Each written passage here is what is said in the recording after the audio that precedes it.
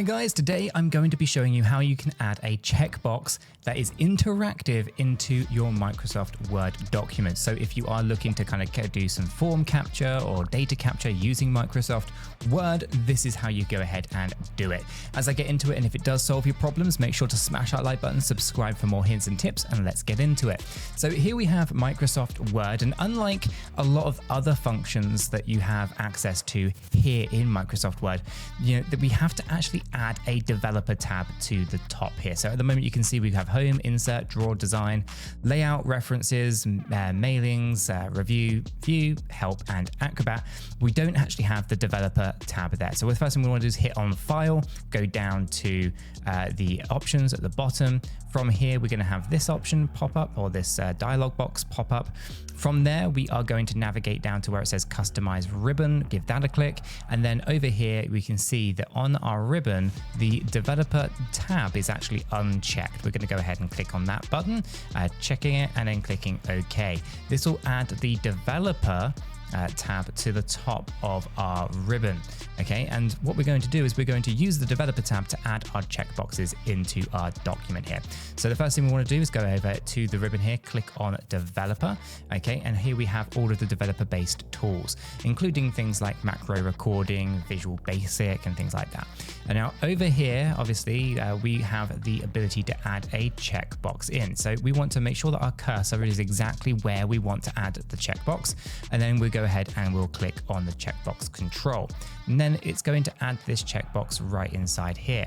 Okay, and of course, there it is, right? It's now interactive. And as we click it, you can see that it has an X to say that it has been a kind of checked off.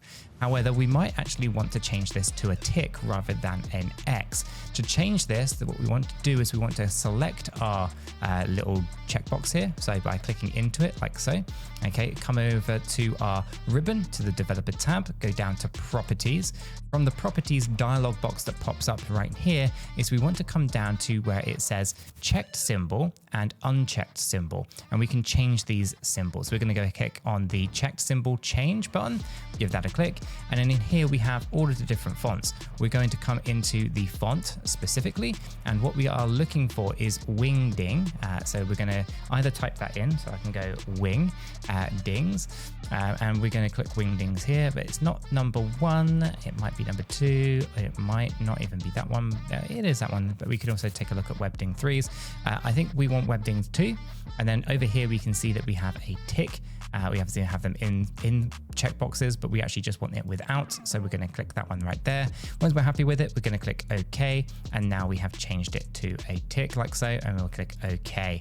There we go. Now you can see that that's ticking the box, but it's not actually, it hasn't got the box there, like the actual checkbox. So we'll come back into properties, we'll go down to change, and this time we'll choose the one that does indeed have the box like so. Okay, we'll click OK, and there we have it.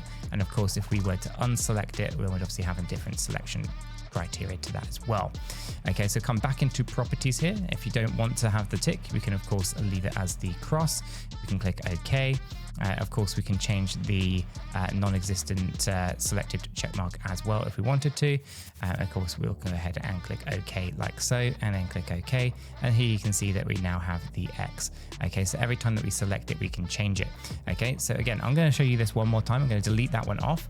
We're going to come over to the ribbon. We're going to go to the developer tab. We'll come down to the checkbox control, content control, and it's going to be this one right here.